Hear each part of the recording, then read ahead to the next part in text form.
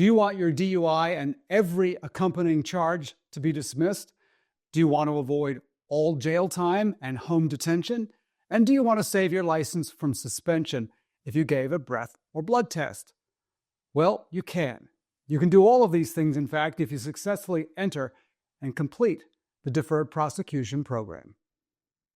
Deferred Prosecution permits those who are alcohol or drug dependent or suffer from mental health issues to enter into a 2-year treatment program in exchange for a complete dismissal of the charge or charges in 5 years. Also, this results in no jail and no loss of license if you gave a breath or blood test. The Deferred Prosecution statute allows you to petition or ask the court for a deferral or postponement of your case for a period of 5 years while you seek treatment for your dependency problem. If you petition the court and it's granted, the advantages are obvious. You keep your license, avoid a conviction, avoid being fined, and except for cases of where those charged refused the breath or blood test, avoid an administrative license suspension. To qualify for deferred prosecution, you must obtain an evaluation from a state-approved treatment agency.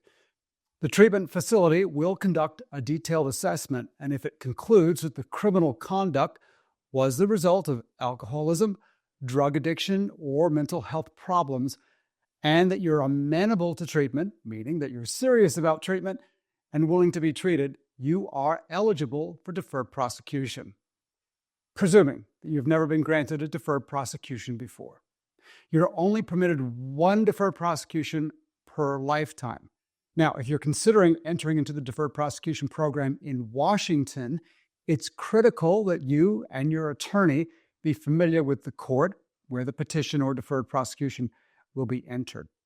The program consists of a required 2-year treatment program, which is broken down to a demanding 3-phase schedule.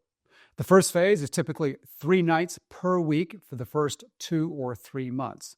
Phase 2 involves 1 meeting a week for a 6-month period. Phase 3, which is the least rigorous of the 3 phases, requires counseling once a month for the balance of the 2-year program. You'll also be required to attend 2 self-help meetings, like Alcoholics Anonymous, for 2 years. Those who choose the deferred prosecution option are then placed on supervised probation, which requires a monthly meeting with the probation officer. Additionally, an ignition interlock device will be required for at least a 1-year period. If you submitted to a breath or blood test, a deferred prosecution will save your driver's license. Now, if you do everything correctly, your DUI and any accompanying charge will be dismissed 5 years from the date of entry, or 3 years after treatment has concluded, whichever is longer. If you are considering doing the deferred prosecution program, you should take it seriously, obviously.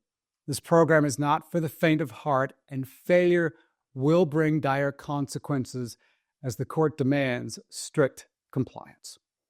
Okay, a couple of recommendations. Talk this through in detail with your lawyer.